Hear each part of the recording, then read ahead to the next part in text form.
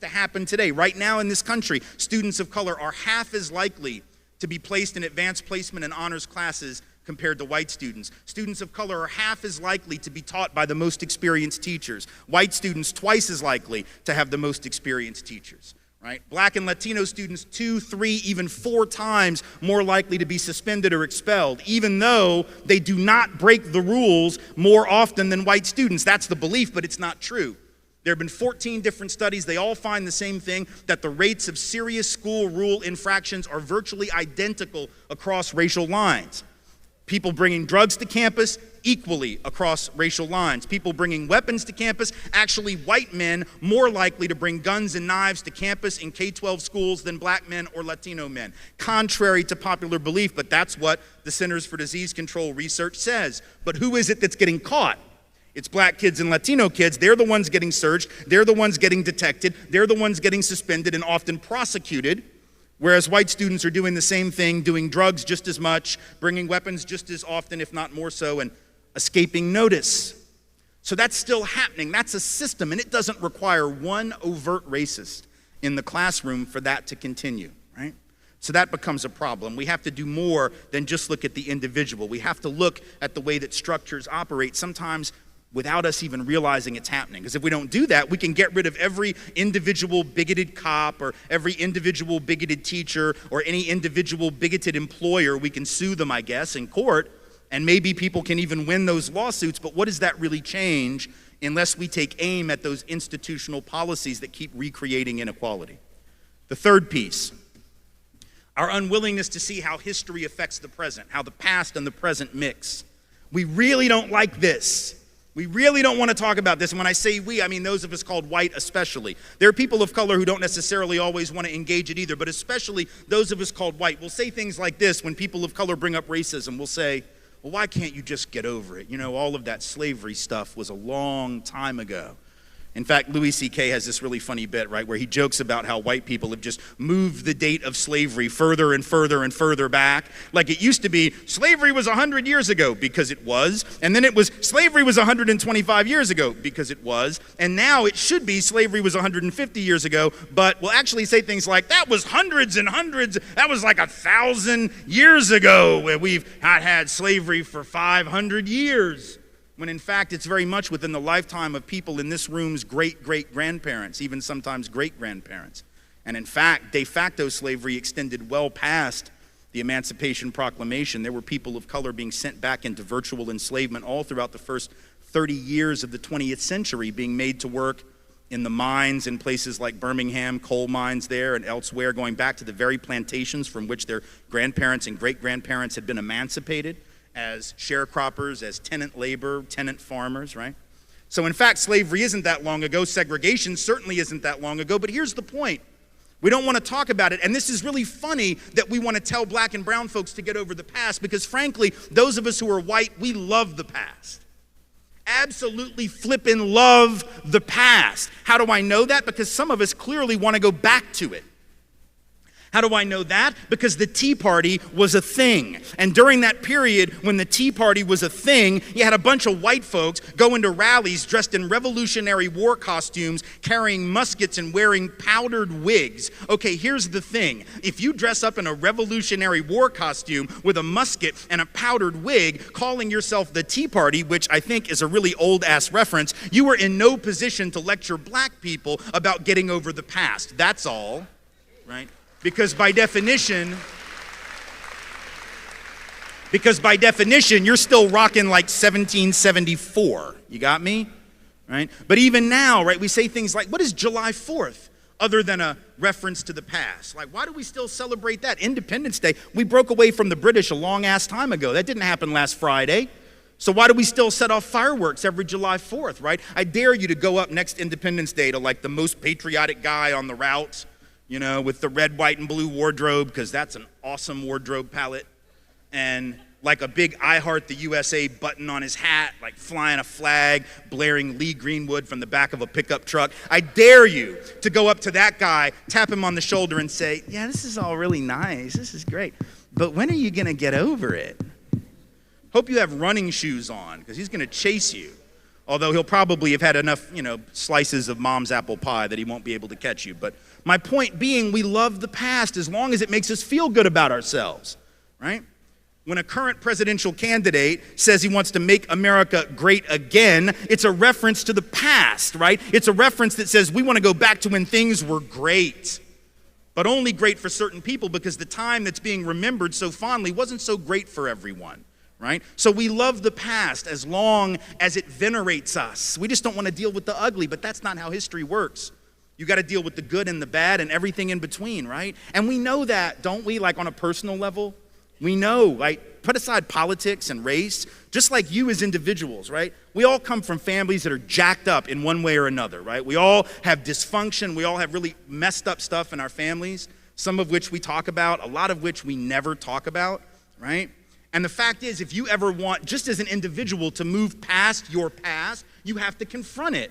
Whether that's on a therapist's couch or whether that's with friends or a lover or a spouse or a partner, whatever it is, you've got to be willing to confront where you come from in order to get to the next place that's better. But we don't want to do that. We don't do that as individuals and it eats us up.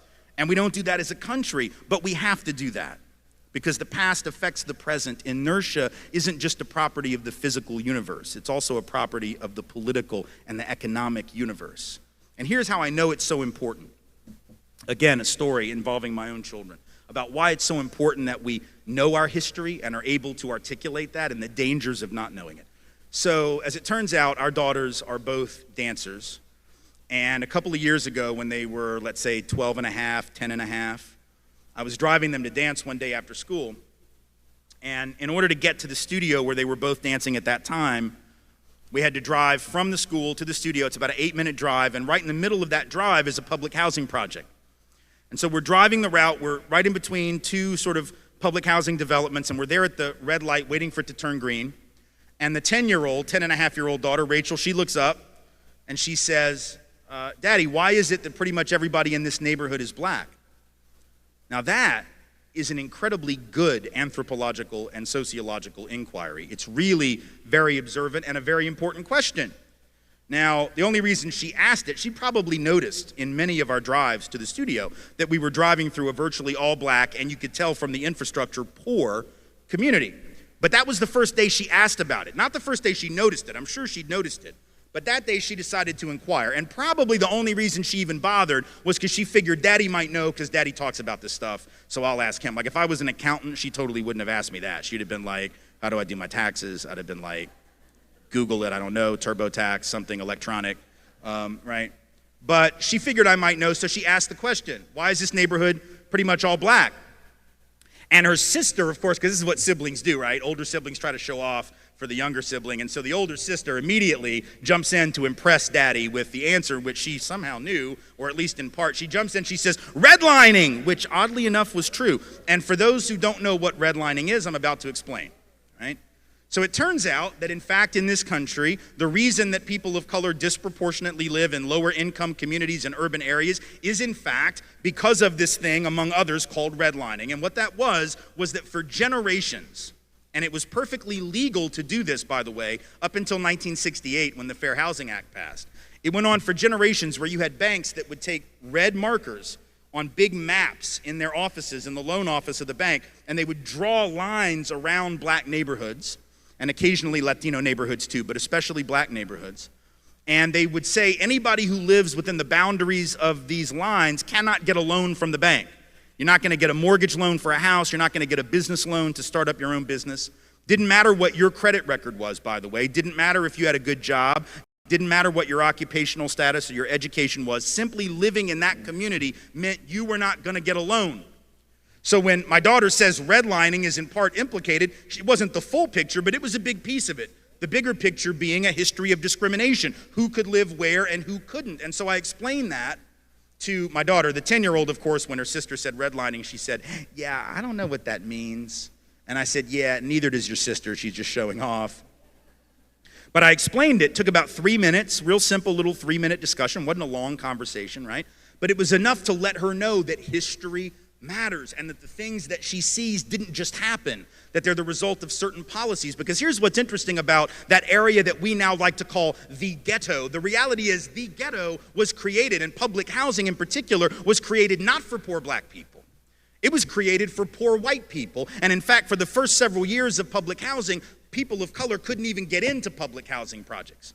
They were essentially segregated by race. Only poor white folks could even live there. And then what happened is the government created some new programs under the FHA program, the VA loan program, later on the GI Bill program, which allowed those same white folks who had been poor and struggling to leave public housing and to leave urban areas and to hustle it out to the suburbs where only we could live, or to the smaller towns where only we were going to be welcome. So what's interesting is that the hood became the hood because only people of color now were allowed to live there. White folks were literally being subsidized by the government to move to the suburbs. The white middle class, and make note of this, was built by government. Government programs that underwrote those loans because those families could not have afforded a loan otherwise. They were able to get one because the government underwrote the loan and guaranteed the loan in case of default, but only for people of color. Only for white folks. People of color, by and large, couldn't get in on any of that. So white folks were able to move, people of color were not. Certain neighborhoods deteriorated economically, other neighborhoods went up in value. At the very same time, the government was doing what they called urban renewal, which meant they came through black neighborhoods and Latino neighborhoods, and they built interstates right through the heart of the community, right? Knocking down black homes, black apartments, knocking down black-owned businesses all around the country. Between 1950 and 1970, about 1 in 5 apartments or houses lived in by black folks was knocked to the ground for economic development purposes, even though people of color couldn't benefit from almost any of that economic development. So that's how our communities come to look the way they look. But if we don't know that, and if I don't tell my daughter that, but maybe, let's say I don't tell her because I don't know. What if I don't know the history? What if I don't do this work and therefore don't know the answer? What do you think my daughter is going to assume is the answer? What would you assume is the answer? You know what we would assume if we're not taught the history? We would default to the position of this culture, which says what? Wherever you end up, it's all about you. So if you're living in a poor neighborhood, it's just because you didn't work hard enough. And if you live in an affluent neighborhood, it's obviously because you're smarter, right? The default position of America is this notion of rugged individualism and meritocracy, and wherever you end up is all about your own genius, your own effort, your own morality, your own cultural ethics. That's what we believe, and we believe that even though there is no such thing as a rugged individual in the history of human beings. How do I know that? Very simple. Human beings are social creatures by definition. We've never lived in isolation from one another. We've always lived in families and tribes and communities, nations, right? If you ever meet someone who's actually a rugged individual and hasn't been raised in a social context, you need to get the hell away from that person.